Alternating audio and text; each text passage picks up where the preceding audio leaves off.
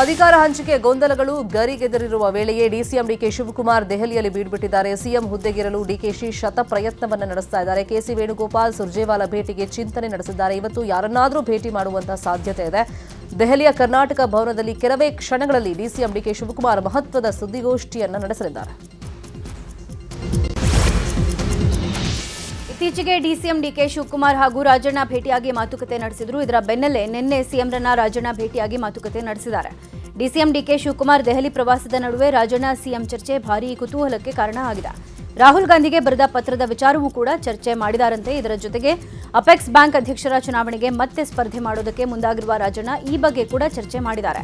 CM ಭೇಟಿ ಬಳಿಕ ಮಾತನಾಡಿದ ಶಾಸಕ ಕೆಎನ್ ರಾಜಣ್ಣ, ಒಪ್ಪಂದ ಆಗಿಲ್ಲ ಅಂತ ಸಿಎಂ ಹೇಳ್ತಿದ್ದಾರೆ, ಅದನ್ನ ಒಪ್ಕೊಳ್ಬೇಕು. ಆಗಿದೆ ಅಂತ ಡಿಕೆ ಶಿವಕುಮಾರ್ ಹೇಳ್ತಾರೆ, ಅದನ್ನೂ ತಳ್ಳಿ ಹಾಕುವಂತಿಲ್ಲ ಅಂತ ಹೇಳಿದ್ರು. ಇನ್ನು ಹೈಕಮಾಂಡ್ನಿಂದ ತೆರೆ ಎಳೆಯುವ ಕೆಲಸ ಆಗಬೇಕು ಅಂತ ಅಭಿಪ್ರಾಯ ವ್ಯಕ್ತಪಡಿಸಿದ್ದಾರೆ. ಇನ್ನು ರಾಹುಲ್ ಗಾಂಧಿಗೆ ಮಾಜಿ ಸಚಿವ ಕೆಎನ್ ರಾಜಣ್ಣ ಪತ್ರ ಬರೆದಿದ್ದು ನ್ಯೂಸ್ 18ಗೆ ಲಭ್ಯವಾಗಿದೆ. ಪತ್ರದಲ್ಲಿ ವೋಟ್ ಚೋರಿ ಹೇಳಿಕೆ ಹಾಗೂ ಸಂಪುಟದಿಂದ ಕೈಬಿಟ್ಟ ಬಗ್ಗೆ ಕಾರಣ ಕೊಟ್ಟಿದ್ದಾರೆ. ಪತ್ರದಲ್ಲಿ ಡಿಸಿಎಂ ಡಿಕೆಶಿ ವಿರುದ್ಧವೂ ಆರೋಪ ಮಾಡಿದ್ದಾರೆ. ವೋಟ್ ಚೋರಿಯಲ್ಲಿ ಕೆಪಿಸಿಸಿ ಅಧ್ಯಕ್ಷ ಡಿಕೆ ಶಿವಕುಮಾರ್ ಲೋಪಗಳಿಗೆ ಗಮನ ಕೊಟ್ಟಿಲ್ಲ, ಪಕ್ಷ ನೇಮಕ ಮಾಡಿದ ಬಿಎಲ್ಎಗಳು ಕೂಡ ಜವಾಬ್ದಾರಿಯಿಂದ ಕೆಲಸ ಮಾಡಿಲ್ಲ ಅಂತ ಹೇಳಿ ಆರೋಪ ಮಾಡಿದ್ದಾರೆ. ಸರಿಯಾಗಿ ಗಮನ ಕೊಟ್ಟಿದ್ದಿದ್ರೆ ಲೋಕ ಚುನಾವಣೆಯಲ್ಲಿ ಕನಿಷ್ಠ 8ರಿಂದ 10 ಸೀಟ್ ಹೆಚ್ಚು ಬರ್ತಾ ಇತ್ತು ಅಂತ ರಾಜಣ್ಣ ಪತ್ರದಲ್ಲಿ ಉಲ್ಲೇಖ ಮಾಡಿದ್ದಾರೆ. ಇನ್ನು ರಾಜಣ್ಣ ಬರೆದಂತ ಪತ್ರದ ಬಗ್ಗೆ ಮಾಜಿ ಸಂಸದ ಡಿಕೆ ಸುರೇಶ್ ಮಾತನಾಡಿದ್ದಾರೆ. ಪತ್ರದ ಬಗ್ಗೆ ರಾಜಣ್ಣ ಅವ್ರನ್ನೇ ಕೇಳಬೇಕು. ಪಕ್ಷದ ವರಿಷ್ಠರನ್ನ ಭೇಟಿ ಮಾಡೋದು ಅವ್ರ ಹಕ್ಕು. ಅದರ ಬಗ್ಗೆ ನಾನು ಹೇಳೋದಕ್ಕೆ ಸಾಧ್ಯ ಇಲ್ಲ. ಏನೇ ಇದ್ರೂ ಏನೇ ಸಮಸ್ಯೆ ಇದ್ರೂ ಹೈಕಮಾಂಡ್ ಗಮನಿಸುತ್ತೆ ಅಂತ ಹೇಳಿದ್ದಾರೆ.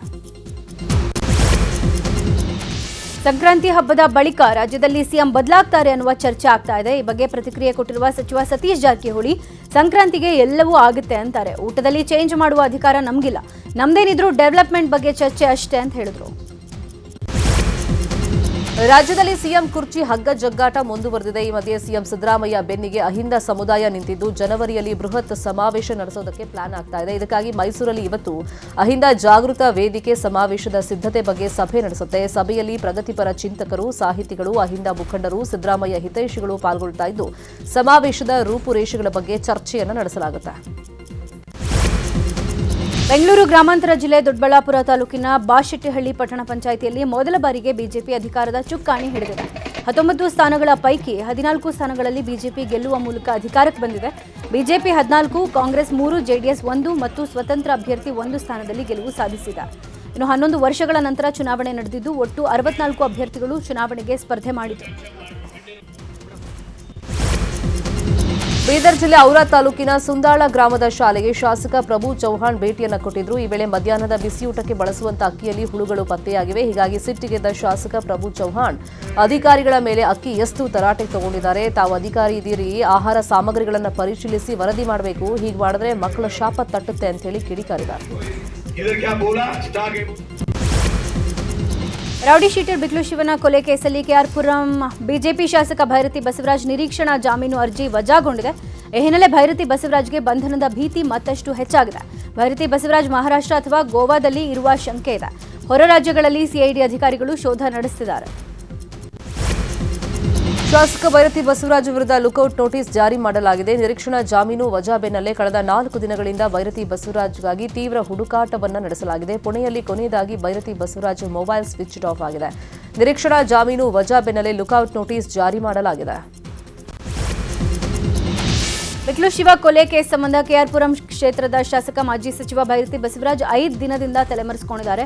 ಅಜ್ಞಾತ ಸ್ಥಳದಲ್ಲಿ ಇದ್ಕೊಂಡೇ ಕಾನೂನು ಹೋರಾಟಕ್ಕೆ ಮುಂದಾಗಿದ್ದಾರೆ ಎನ್ನುವ ಮಾಹಿತಿ ಹೊರಬಿದ್ದಿದೆ.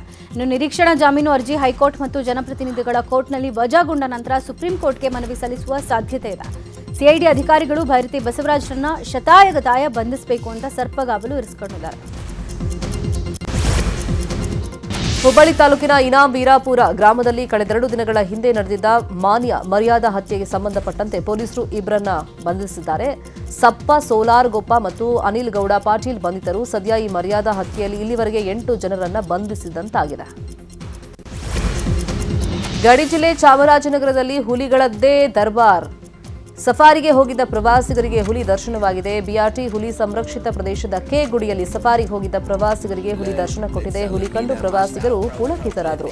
ಕಳೆದ 10 ದಿನಗಳಿಂದ ಸಫಾರಿಗೆ ಹೋಗುವಂತ ಪ್ರವಾಸಿಗರಿಗೆ ಹುಲಿ ದರ್ಶನ ಆಗ್ತಾ ಇದೆ.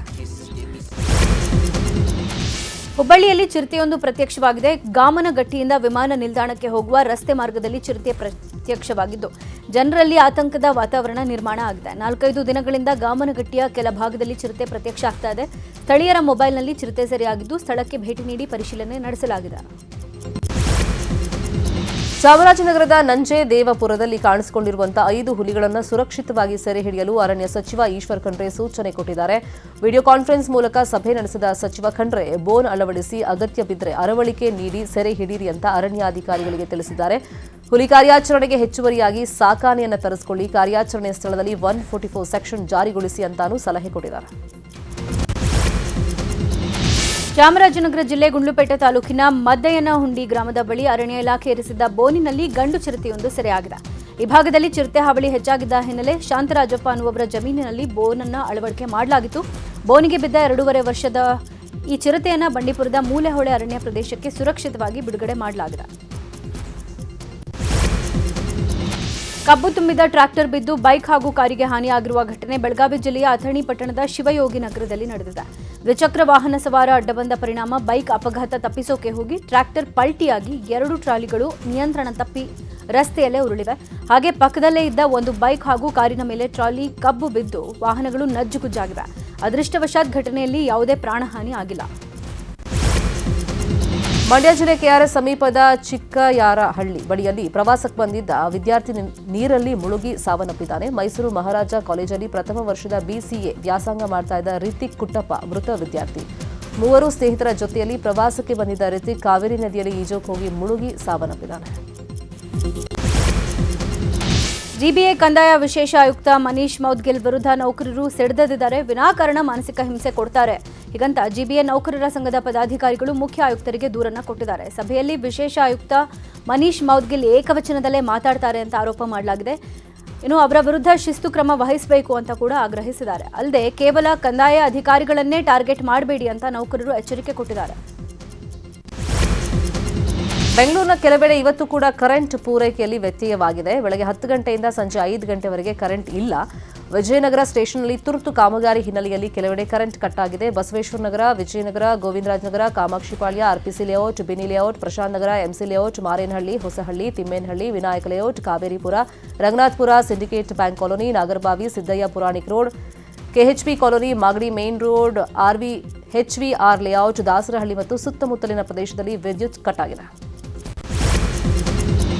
ರಾಜ್ಯ ಸರ್ಕಾರದ ಆದೇಶದಂತೆ ಕೆಎಸ್ಆರ್ಟಿಸಿಯಲ್ಲಿ ಕರ್ತವ್ಯ ನಿರ್ವಹಿಸ್ತಾ ಇರುವ ಮಹಿಳಾ ನೌಕರರು ಅಧಿಕಾರಿಗಳಿಗೆ ಋತುಚಕ್ರದ ರಜೆ ನೀಡಲಾಗಿದೆ. ಜನವರಿ 1ರಿಂದ ಅನ್ವಯವಾಗುವಂತೆ ಮಾಸಿಕ 1 ದಿನ ಋತುಚಕ್ರದ ರಜೆ ನೀಡೋಕೆ ನಿಗಮದ ವ್ಯವಸ್ಥಾಪಕ ನಿರ್ದೇಶಕರು ಆದೇಶ ಕೊಟ್ಟಿದ್ದಾರೆ. ಕಲಬುರಗಿಯಲ್ಲಿ ಆಹಾರ ಇಲಾಖೆ ಹಾಗೂ ಪೊಲೀಸರ ಜಂಟಿ ಕಾರ್ಯಾಚರಣೆಯಾಗಿ ಮಹಾರಾಷ್ಟ್ರಕ್ಕೆ ಸಾಗಿಸ್ತಾ ಇದ್ದ 2280 ಕೆಜಿ ಪಡಿತರ ಅಕ್ಕಿಯನ್ನು ಜಪ್ತಿ ಮಾಡಲಾಗಿದೆ.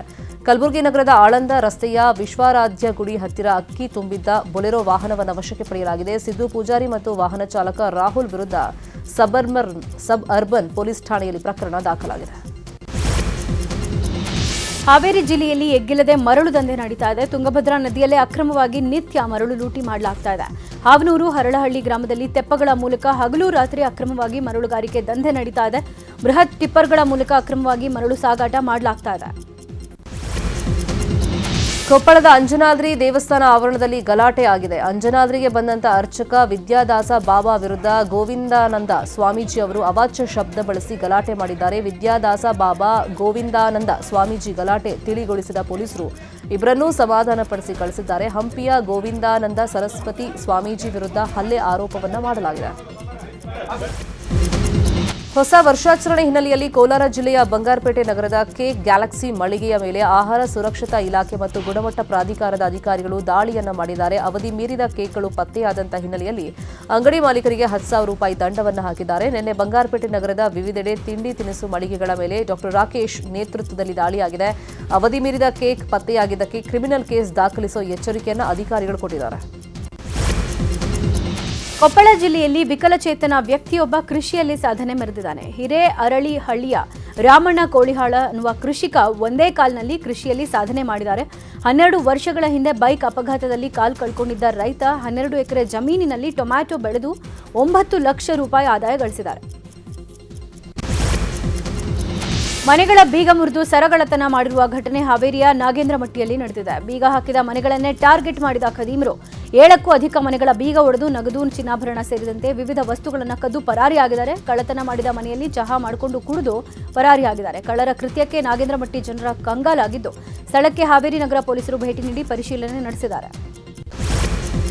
ಮೊಬೈಲ್ ಅಂಗಡಿಗೆ ಬಂದು ಕಳ್ಳರು ಮೊಬೈಲ್ ಎಗರಿಸಿರುವಂತಹ ಘಟನೆ ಕೊಪ್ಪಳ ಬಸ್ ನಿಲ್ದಾಣದ ಮುಂದೆ ನಡೆದಿದೆ. ಮೊಬೈಲ್ ಖರೀದಿ ಮಾಡುವಂತ ನೆಪದಲ್ಲಿ ಬಂದು ಮೊಬೈಲ್ ಕಳ್ಳತನ ಮಾಡಿರುವಂತಹ ದೃಶ್ಯ ಸಿಸಿ ಕ್ಯಾಮೆರಾದಲ್ಲಿ ಸೆರೆಯಾಗಿದೆ. ಇಬ್ಬರು ಯುವಕರು ಮೊಬೈಲ್ ಖರೀದಿ ಮಾಡುವಂತ ನೆಪದಲ್ಲಿ ಅಂಗಡಿಗೆ ಬಂದಿದ್ದು ಈ ವೇಳೆ ಓರ್ವ ಯುವಕನಿಂದ ಅಂಗಡಿಯಲ್ಲಿದ್ದ ಮೊಬೈಲ್ ಕಳ್ಳತನ ಮಾಡಿ ಪರಾರಿಯಾಗಿದ್ದಾರೆ.